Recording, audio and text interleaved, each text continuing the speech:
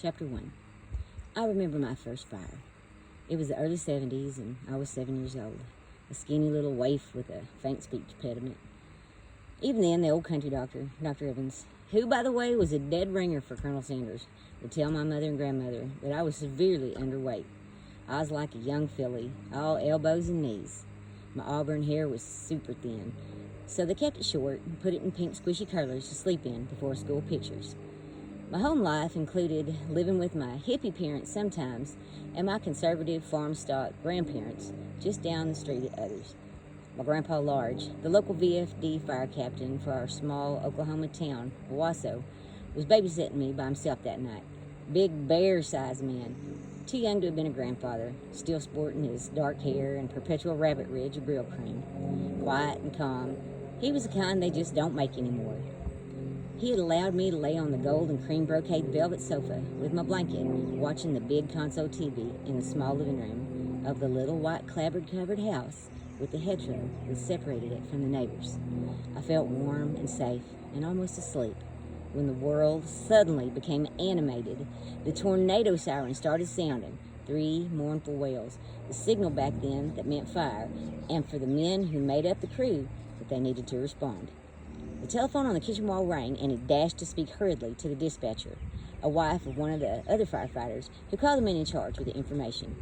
He took one look at me and rushed to the coat closet, pulling out his long black rubber coat and boots, tucking them in one burly tanned arm, and then he scooped me up, fuzzy pink blanket and all, with the other. He sat me in the pickup with a smile, and he trotted to pop into the seat next to me as the key found its way to bring the engine to a gentle roar. We hit the little street and rushed not to the station, but toward a faint glow right outside of town. Barreling down the main road, he told me, "We're going to a fire, and when we get there, you stay in the truck, okay?" Charlie Pride was on the radio, and we were hauling ass. Going to a fire, we're not supposed to be asleep. I remember the thrill I felt, but simply nodded my little head and gripped the soft blanket in my small hands. At 7, it's hard to envision a real fire. We'd always been one of those families that had reunions and campouts, so my experiences were small, rock-ringed spaces where hot dogs on switches, sharpened by old hickory pocket knives, were turned with care to bubble the skin to a tasty perfection. But I had seen one out of 12, and emergency, so I knew the buildings could burn big. I just didn't know how truly big they could be. The glow in the darkness had grown so large as we made the turn onto the old man Hawk's farm. Gravel crunched under the wheels, and the smell of dirt from the dusty road filled the cab of the truck as we went along quickly towards whatever was burning so bright. It was a dairy barn, not entirely fully involved yet, seeming to have been mostly on the B-C corner of the old wooden structure. The big white engine was already there, several men ready in the lines, opening the big doors where fire was encroaching, wind howling in the darkness. As he got out, he said, "You stay right here." I nodded again, but he was already hustling towards his crew. As he pulled one arm through the big black coat and swung it over his shoulder to catch the other arm, that wind momentarily caught it, blowing it like a cape. Slow motion took hold, and it seemed to hang in air. He was backlit by those glowing flames, and he looked like Superman. It was unbelievable. I sat on that cracked vinyl seat with my blanket pulled up to my chin, watching his crew and him pull the black and white cows out of the half-open door as the others advanced the line. They didn't have SCBA tanks on their backs, just rags over some of their faces to cut the smoke as they appeared and disappeared into the glowing haze and the burning building. Everyone knew Old Man Hawk. Many of the menfolk at the town had caught big fat fish in his pond. Bass so big they snapped the lines, big as your arm, they'd boast at the Texaco counter. We all bought cream and butter and milk from him every week. Sparkling glass jars were traded for full ones with little paper caps.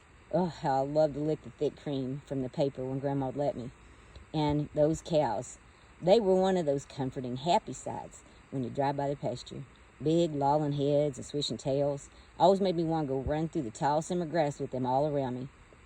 I was so worried about those cows. Would they be all right? What about the milk and the little paper caps? Where were the busy red hens that would peck all around the yard while the adults talked the weather and deer season? Straining to see into the light cast by this fire, I could make out little more than silhouettes rushing around. And sitting on my knees, to be taller, I couldn't hear anything clearly either. I learned that night that things in your world can change on a dime for people and for cows. But I didn't worry about my grandpa. He was Superman. I watched them all. So many things they did. Those men I had watched and known from the parades and the potluck dinners at the station. I watched them until the light faded and I could no longer make out what they were doing as they got the fire under control. I'd had quite a night, from cuddled on the couch with the old Siamese cat Mitzi, watching television later than I was normally allowed, to the mad dash through the streets en route to a barn fire and finding out that my grandpa was Superman. Best babysitter ever. I never forgot that night, watching that crew till I fell asleep. My cheek smashed against the glass till he opened the driver's door with a squeak. He was more than meets the eye. He had this whole other life, a life in the fire. How I adored him. How could I know